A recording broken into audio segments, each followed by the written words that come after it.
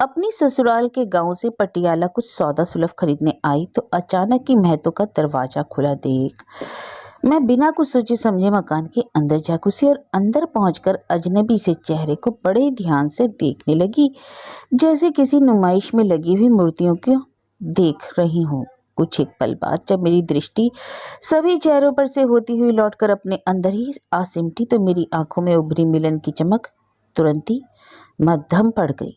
लेकिन तभी नीची सी छत के तले से पुराना कड़ी वाला खाली गिलास था में एक लंबी ठहरी हुई उम्र की सुंदर और सुशील स्त्री बाहर आंगन में आई। यही है बीबो, मेरे मन ने कहा। बलबीर को बचपन में प्यार से सब बीबो ही पुकारते थे। मैंने उसे देखते ही अपने मजबूत आलिंगन में ले लिया। उसने भी मुझको पहली नजर में ही पहचान लिया था। न जाने कि उसकी छाती के अंधेरे के नीचे छिपी गहरा कुआं बनी मेरी आंखों ने छम छम बरसते सावन के बादलों सी आंसुओं की एक झड़ी लगा दी। मैं रोती रही और वह मुझे चुप कराती रही। और फिर समय जैसे कुछ पल के लिए ठहर गया हो। सभी भाई बहन राजी तो हुए ना, रोती क्यों है पगली? अब बीबो ने अपनी दोनों बाहों में कसकर मुझे दबोचे हुए था। बीते हुए वक्त की एक आह भरते हुए मैं अपने अंदर उठे किसी तूफान को रोकने का प्रयत्न करने लगी थी तथा मुश्किल से अपने छलकते भावों को नियंत्रित करते हुए मैंने कहा, मुझे भी तनिक सी आस नहीं रही थी अब कभी हमारा मिलन भी होगा। तो पराए मुल्क में जाकर बीबी गुम ही हो गई कहीं। 30-32 वर्षों के बाद बीबो अपने माँ बाप का यह घर बेचने के लिए मलाया से भारत के पटियाला शहर में आई थी। बीबो अपने माँ बाप की इकलौती बेटी थी और पिता की मृत्यु के बाद अपने बेबे को वह अपने संग मलाया ही ले गई थी। अब माँ बेटी अपनी सारी जायदाद बेचने के लिए यहाँ आई थी। बेबे, पहचाना तूने कौन है भला? कुलवंत है, मेरे साथ सिंह सभा स्कूल में पढ़ा करती थी। कुछ दूर टूटी हुई चारपाई पर दो अन्य अजनबी औरतों के बीच बैठी अपनी बेबे राम कौर को बीबो ने मेरी याद दिलाई। अच्छा, कुलवंत है जिसे हम बंटी कहकर बुलाते थे, फौजी करतार सिंह की बेटी। मुझसे तो बेटा तो बिल्कुल ही नहीं पहचानी गई। और वैसे अब बचपन वाली शक्ल सूरत भी तो बदल गई तुम्हारी। हाँ ताई जी, मैं भी तो नहीं पहचान सकी आपको, पर जब बीबो अंदर से निकली तो मैंने इसका वही सरू के बूटे जैसा कद पहचान कर इसे झट अपनी बाहों में भर लिया कसकर। देख लो ताई जी, तब बीबो कितनी सुंदर हुआ करती थी, कितना हुस्न चढ़ा था विवाह के समय इसको। इसकी ठोड़ी में पड़ता गड्ढा कितना सुंदर लगता था।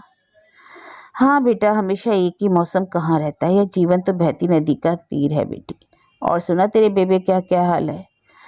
बेबे तो ताई 3 महीने हुए। इसके आगे मेरा गला अवरुद्ध हो उठा। मैंने पुनः गम के उछलते तूफान को रोकना चाहा, मगर मेरी छाती को चीरती हुई एक ठंडी आह मेरे होठों से निकलकर ताई रामकौर के होठों पर जा चिपकी। मेरे कंठ में जैसे कांच का कोई टुकड़ा फंसकर रह गया था। रो मत बेटी, माँ बाप तो पके हुए फल होते हैं, कभी ना कभी तो टहनी से टूटना ही पड़ता है इन्हें।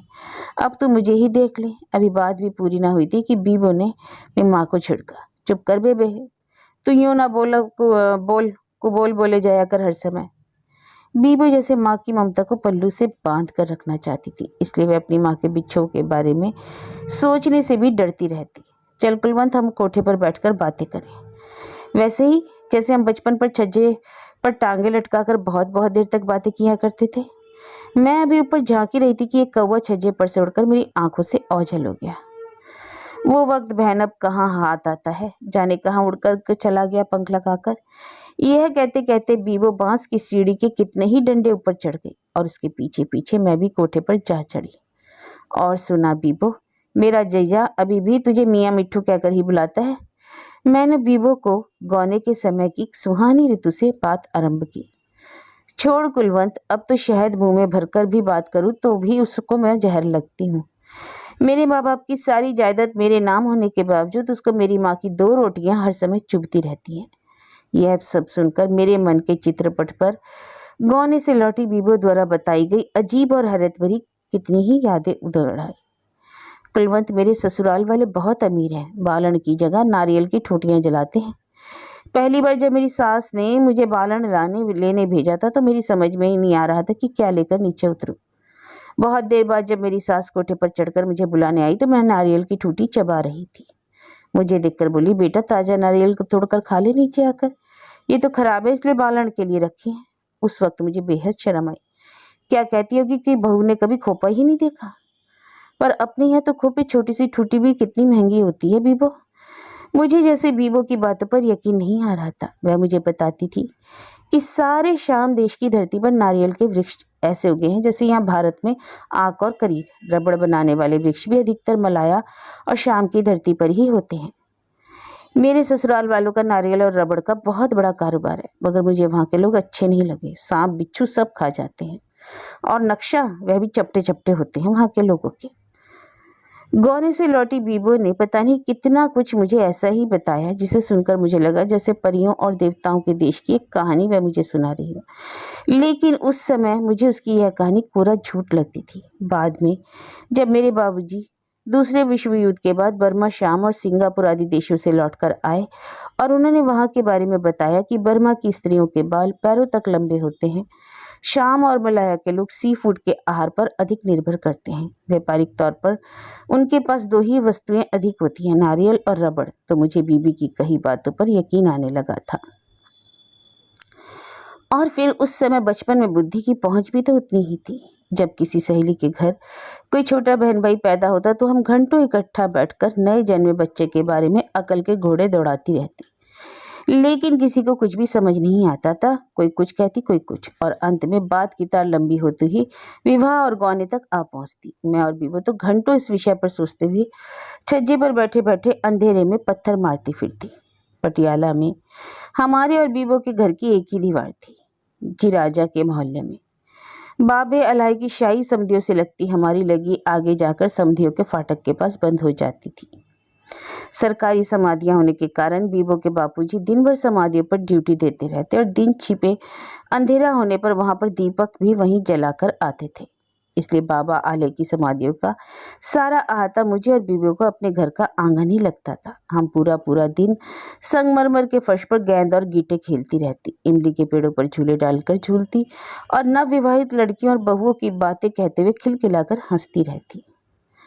पढ़ाई लिखाई की उस समय में 5 जमातें बीए के पास के बराबर थी, मगर हम दोनों ने कक्षा 3 पास करने के बाद स्कूल जाना ही छोड़ दिया था और अपने अपने दहेज के लिए दसूती के मेजपोश और चादरें सिरहाने काटने शुरू कर दिए थे। मैंने तो वैसे भी अपनी बेबे के संग घर के काम में कभी हाथ नहीं बटाया था। बेबे मुंह अंधेरे उठकर चक्की पीसती, दूध बिलोती, पशुओं के लिए सानी करती, फिर हाजिरी के लिए पानी के हाथों से प्याज वाली मिस्सी रोटी पकाती। गोबर कूड़ा करने के बाद दोपहर की रोटी पकाकर दुकान पर बाबा जी के लिए भेजती। सारा सारा दिन पीसना, फटाकाना, काटना, धुनना और घर का कितना ही छोटा मोटा काम करती बेबे को शाम हो जाती।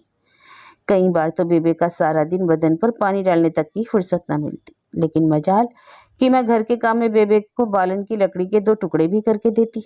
मैं तो सुबह सुबह मिस्सी रोटी पर मक्खन की एक डली रख खा पीकर पेट पर हाथ फेर छोटे भाई दीपू को गोद में उठा बीबी के घर जा घुसती। और कभी बीबो की बेबे ऐसा करने पर मुझे झिड़क कर वापस भेज देती तो मैं पूरी गली के एक सिरे से दूसरे सिरों तक का कोना कोना छानती रहती।